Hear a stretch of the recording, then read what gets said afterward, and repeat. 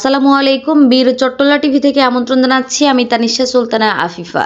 চট্টগ্রাম উন্নয়ন কর্তৃপক্ষের আওতাধীন জমি স্থাপনা সিএমপির অনুকূলে বরাদ্দ প্রদান সংক্রান্তে সভা অনুষ্ঠিত।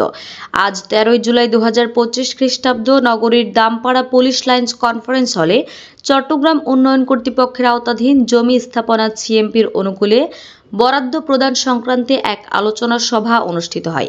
এতে সভাপতিত্ব করেন সিএমপি কমিশনার জনাব হাসিব আজিজ মহোদয়।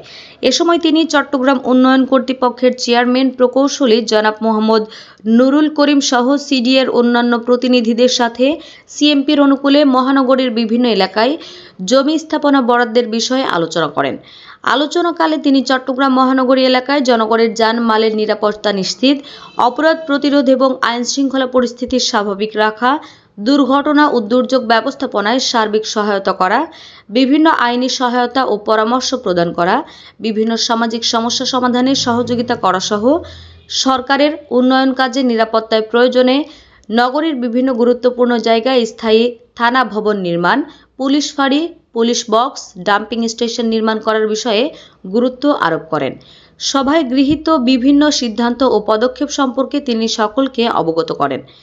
এ সময় উপস্থিত ছিলেন অতিরিক্ত police commissioner crime and operations ও অতিরিক্ত দায়িত্বে অর্থ ও প্রশাসন জনাব মোহাম্মদ হুমায়ুন কবির, অতিরিক্ত police commissioner traffic Ashfiquzzaman Akhtar, BPM সহ সিডিএর প্রতিনিধিবৃন্দ ও সিএমপির অন্যান্য ঊর্ধ্বতন কর্মকর্তাবৃন্দ।